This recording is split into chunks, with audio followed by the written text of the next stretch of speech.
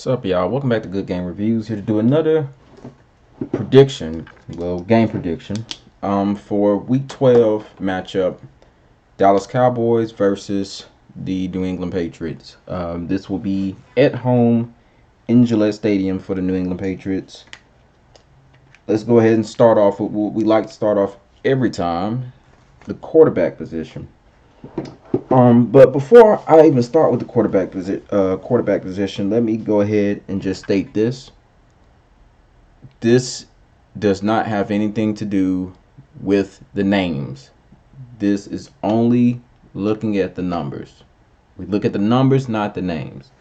This is going to be for both sides. So if there's any confusion, you can go and check the numbers yourselves. But just realize that we're looking at the numbers, not the names. All right, so let's start off with the quarterback position. As far as the quarterback position, I give the advantage to the Dallas Cowboys. Dak Prescott is having a very good year. As far as just his passing, he's number one in terms of passing. He has 3,221 yards. He has a QBR rating of 82, and he has a passer rating of 104.1. So, he's having a really good year. This is his best year. Not probably his best year, but this is like the best year he's had since he's been in the league, since he's been a starter. So, not a lot of guys out there doing better than him. Not at all. As far as Tom Brady goes, I don't want to make any excuses for him, other than the fact that he just hasn't had luck in terms of receiving options. He doesn't have he doesn't have a Gronk to depend on. We all know the Antonio Brown situation. But what makes matters worse is guys who would usually just step up and, guys that we would consider starters at this point, they're also hobbled. So you're really at this point depending on rookies and or guys who are not too familiar with the system. So it's a lot to put on a quarterback, and that's not even mentioning the O-line struggles. So, but Tom Brady, he's been respectable, I guess, in terms of passing yardage. He has 2,752. He has 14 touchdowns, 5 interceptions. So nothing's really changed because he didn't throw any interceptions and he didn't throw any touchdowns in the last game. And he has a pass rating of 90.1, but a QBR of 56.6. So not his best year. Not his best year at all, but not terrible. It could be better. He just has to get some more production on the field. Let's move on to running backs. We have on the Cowboys side, starting at running back, Ezekiel Elliott. Ezekiel Elliott is, of course, the best that they have at that position on the team. He has 833 on the ground. He averages 4.3 on the ground and has 7 touchdowns. He's also fumbled the ball about 2 times, but for the most part, he's a really good runner. Really good with the ball in his hands. And Tony Pollard, shout out to Memphis, University of Memphis.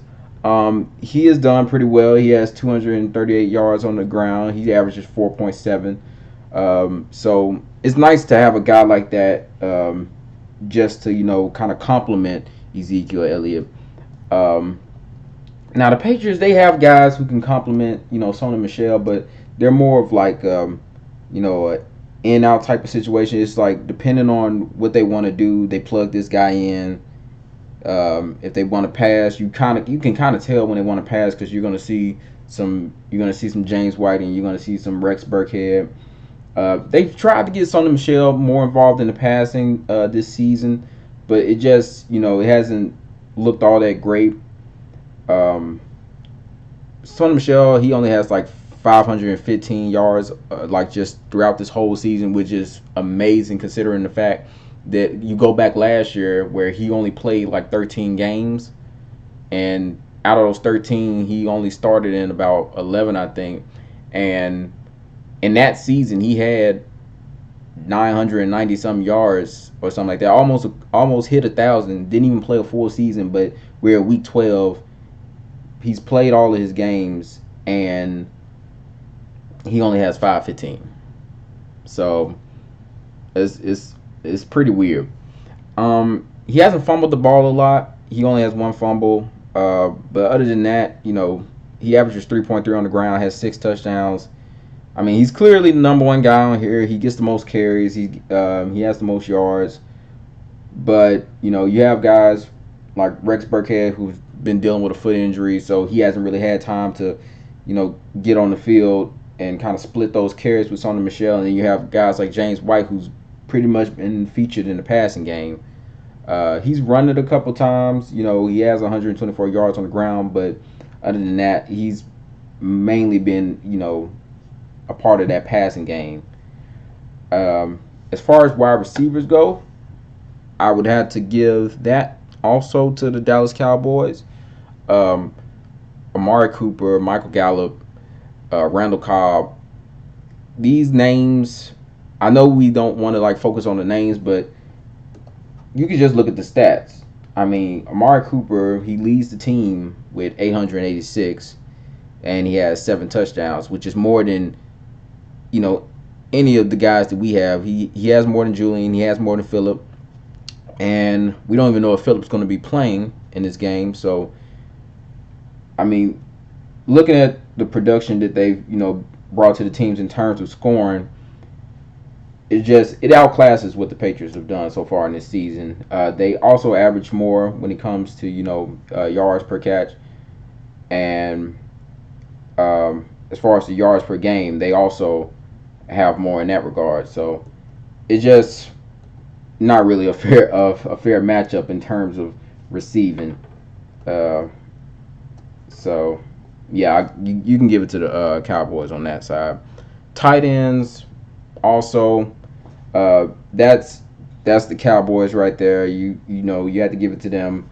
Jason Witten, he hasn't been the Jason Witten of yesteryears, but I mean he's still producing more than our guys. He has 371 yards, of course, but that's more than our best guy has. So can't really say too much about him. Blake Jarwin also has 235 yards, and again, that's more than what our next guy has. So just looking at what the Dallas Cowboys tight ends have been able to produce throughout the season versus what the Patriots tight ends have been able to produce, not really a fair matchup. Only competent guy, in my opinion, is Ben Watson. Matt Lacoste, I mean, who knows? He's been injured a lot throughout this whole season. He hasn't really produced much on as far as when he's out there. And then Izzo, Izzo's Izzo, so it's whatever. So in terms of that, it's just Dallas Cowboys right there. As far as the O-line goes, I give this one to the Dallas Cowboys only because in terms of sacks, they haven't allowed Dak to get sacked as much as Tom Brady has got sacked. And then on the other side, they've been able to create more in terms of the running game than the Patriots have.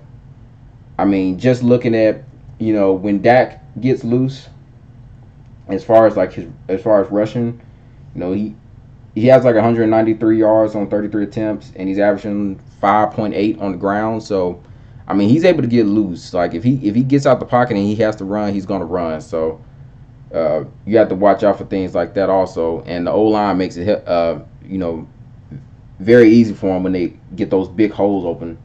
So, as far as the O-line, you have to give it to the Cowboys. Also, they got their starters back in. They were missing their starters in a few games. They have everybody, ready to go for this game. So it's looking like they're going to be healthy at that, at that spot. But speaking of health, I'll get into that near the end. Just a little nugget I want to drop. But moving on to the defensive end position, we also give that to the Dallas Cowboys because, look, DeMarcus Lawrence, Robert Quinn, I mean, you have to give it to those guys. I mean, as far as the production, sacks. I mean, Robert Quinn, man, 8.5. I mean, what can you say? Can't really say much about that. I mean, it speaks for itself. So as far as the defensive end position, I give that to not Patriots, to the Cowboys. Going over to the defensive line position, however, I would give that one to the Patriots only because they have more production at that spot.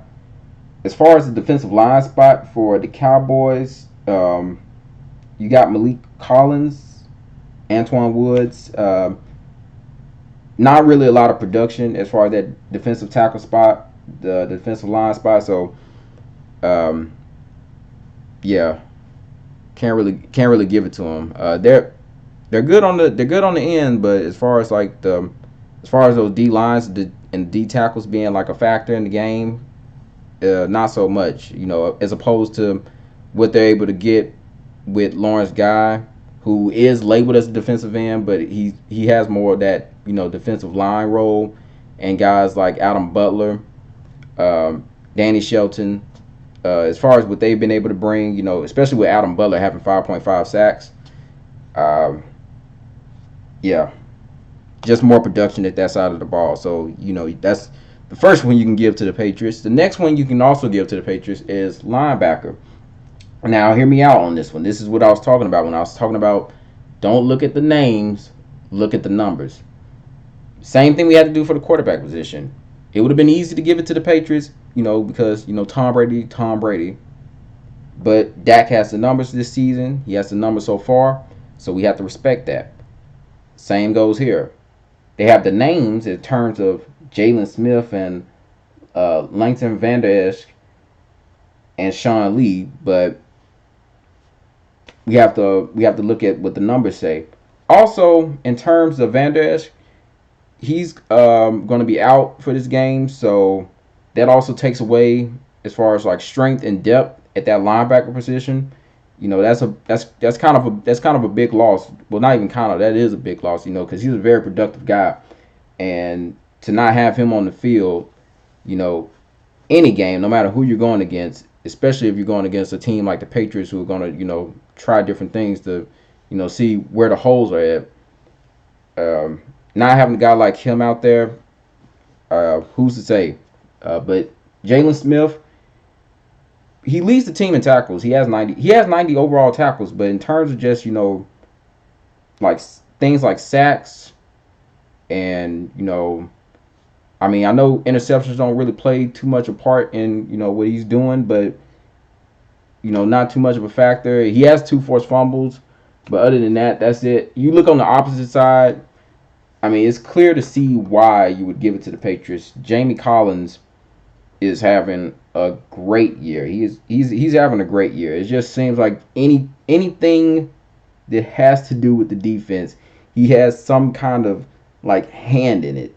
Whether it's sacks or tackles for loss or passes defended, interceptions, forced fumbles, fumble recoveries. He's doing it all. He might not have as many like overall tackles as Jalen Smith, but in terms of just production over the field, he obviously takes the cake. And like guys right under him, Dante Hightower, Kyle Van Noy, they also have production, spread out as far as like what they do on the defense. So, I mean, you got to give it to the Patriots in that regard. Cornerback position, you can also give this one to the Patriots. I can make the same case as far as just overall production. The Patriots, they have the numbers, in that in that category. Stephon Gilmore is obviously going to be the best cornerback that you see on the field. He has 11 passes defended, only 3 interceptions, but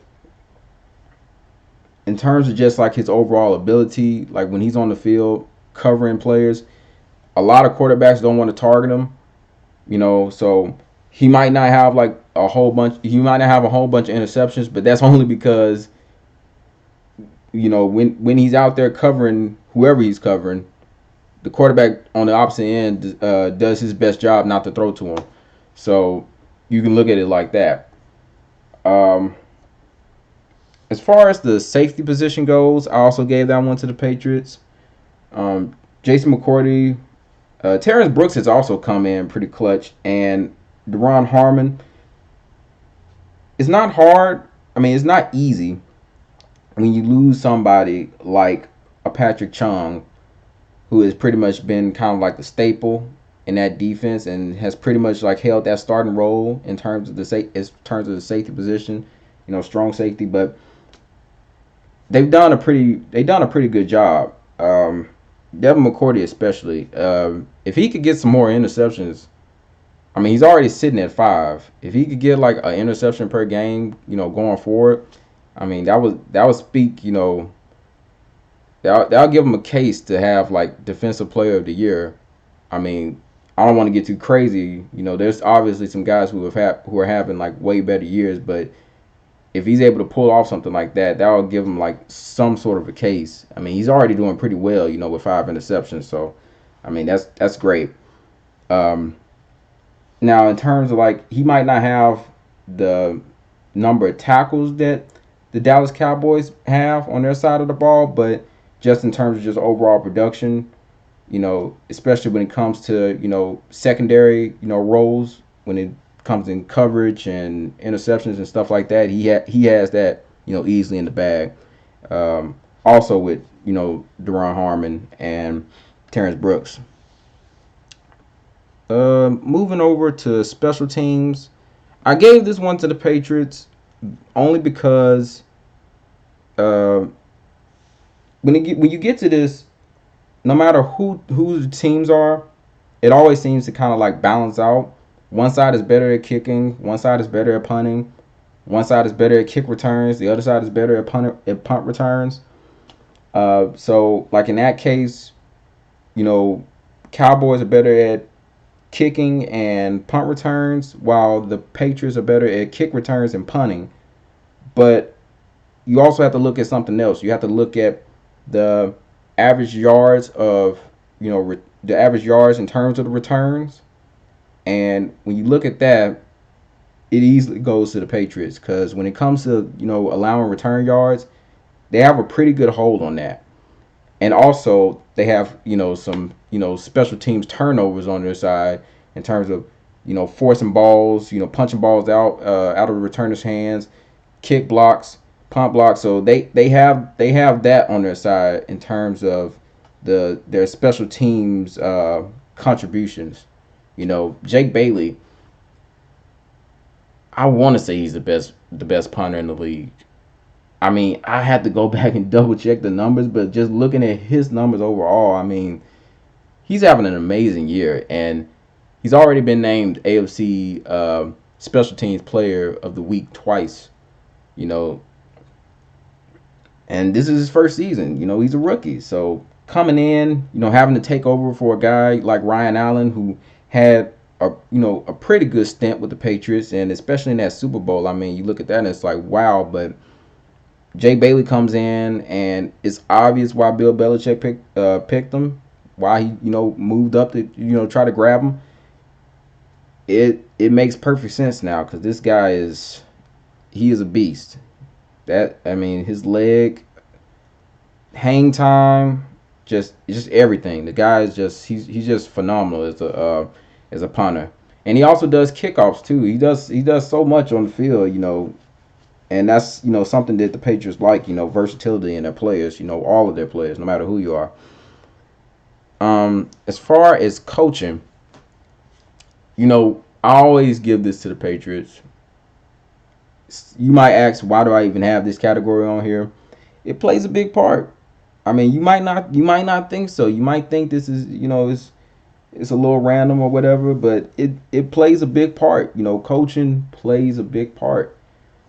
Um, and nobody can lose a game like a bad coach. I'm telling you, you can have the best players on the field. You can have the matchups all over, but if your coach does not know what he's doing, if he's known for making questionable calls and stuff like that, I mean, he can ruin the game for you. I mean, no, I ain't trying to send those shots, but we're looking at Freddie Kitchens with the Browns, and he has probably every coach's dream in terms of like players on the field, and it just doesn't seem to be working. In fact, it just seems to be crumbling week after week. So, I mean, it plays a big part. It plays a very big part. So, putting all of that into perspective, looking at everything together, let's tally up the scores. Uh, we have 6 for the Dallas Cowboys. Looking at that offensive side of the ball plus the defensive end spot. They come out with average. With a total of 6. Looking over to the Patriots side, they pretty much have everything in the defensive side. Also looking at that special teams spot and the coaching spot, they get 6. So it evens out. This has pretty much been like the most even that we've seen in terms of what I've done on this list. It just seems to get better each week in terms of just the competition. As far as a score, but before I get to the score, I'm going to mention one thing. I recently read something where it says that the Dallas Cowboys, at least the defensive side, appear to be dealing with like a flu or something. So they're saying it's like a flu kind of going through the locker room or something. I don't know if that's going to have a factor on the game. They're saying that it's going to be kind of like a cold, rainy, type of game.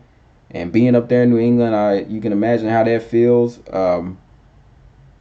But if it happens to have a factor in the game, and some people got the sniffles or whatever, if you want to blame anything on that, I guess like if the Patriots somehow just clobber them, I don't expect that at all. But if the Patriots somehow clobber the Cowboys because a few key players got the sniffles, you could probably look at that. Maybe the Cowboys fans can make an excuse for that. I don't know, but I don't really see it playing out like that. I ain't gonna. I wouldn't put too much on the flu thing, but it's just something interesting to look at. As far as a score prediction, I would say the Patriots win by 7. I'm gonna go with what Vegas has been putting out. Like they have the Patriots winning by 6.5. I'll say Patriots win by 7. And even though I'm saying the Patriots win by 7, I have like a score prediction of probably like 27-20 Patriots. Even looking at the numbers, I would say that the Patriots get most of those points probably from like defensive type plays, like maybe a fumble return for a touchdown, maybe a pick six, or maybe they just make an awesome play on special teams. Who knows? Or they could just get some really good field position because of the defense, or because of the special teams. It all plays. Everything plays a factor when you're looking into games like this. So I got the Patriots winning 27-20, 7-point win, something close. Yeah, that's really all I got for that. Next matchup is the Patriots and the Texans.